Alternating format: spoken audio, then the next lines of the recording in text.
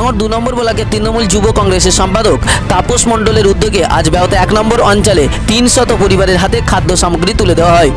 এদিন খাদ্য বিতরণ অনুষ্ঠানে উপস্থিত ছিলেন ভাঙড় 2 নম্বর ব্লকের তৃণমূল যুব কংগ্রেসের সভাপতি কাশিবুল করুব খান, বেওতা 1 নম্বরের প্রাক্তন প্রধান পাঁচু মণ্ডল সহ আরও অনেকেই।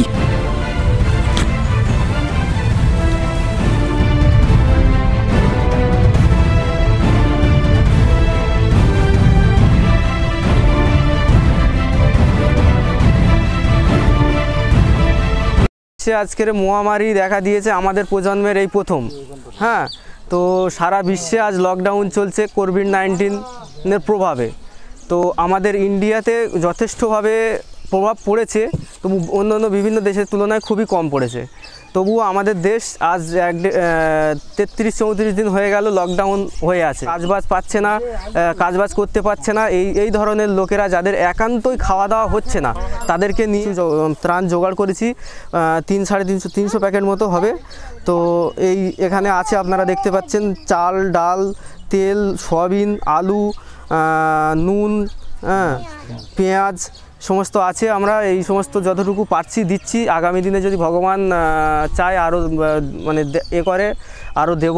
কারণ আপনারা দেখতে পাচ্ছেন যে বেওতা 1 নম্বর অঞ্চলে এখানে একদম গ্রাম পঞ্চায়েতের পাশেই ত্রাণটা বিতরণ হচ্ছে। সম্পূর্ণরূপে এখানে দায়িত্ব নিয়ে ত্রাণ বিতরণ করছেন আমাদের ভাঙড় 2 নম্বর ব্লক তৃণমূল যুব কংগ্রেসের জেনারেল সেক্রেটারি তাপস মণ্ডল এবং ওর বাবা এখানকার প্রাক্তন প্রধান পাঁচু গোপাল মণ্ডল। এদের উদ্যোগ নিয়ে এখানে 300 থেকে 350 লোককে আজকে চাল, ডাল, আলু, পেঁয়াজ, তেল, সয়াবিন দিচ্ছে। কারণ আপনারা জানেন বিশ্বজুড়ে যে করোনার পরিস্থিতির মধ্যে দিয়ে সারা জায়গায় লকডাউন চলছে। তো দিন আনা দিন খাওয়া মানুষদের খুবই দুর্বিষহ হয়ে দাঁড়িয়েছে তাদের সংসার চালাবার জন্যে।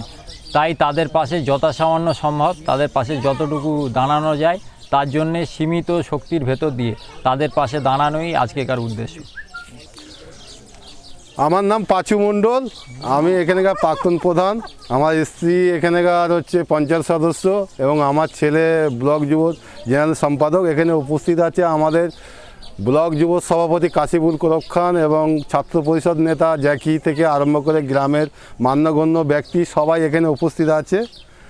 আজকে কোভিড-19তে সারা বিশ্বকে যেভাবে আক্রমণ করেছে, আমাদের ভারতবর্ষে লকডাউন চলছে, আমাদের পশ্চিমবাংলা লকডাউন চলছে। আজ 34 দিন লকডাউন পূর্ণ হতে চলেছে এবং সাধারণ মানুষের যেভাবে দুঃখ দুর্দশা অবস্থা, এর আগেও আমি একটা প্রোগ্রাম করেছিলাম।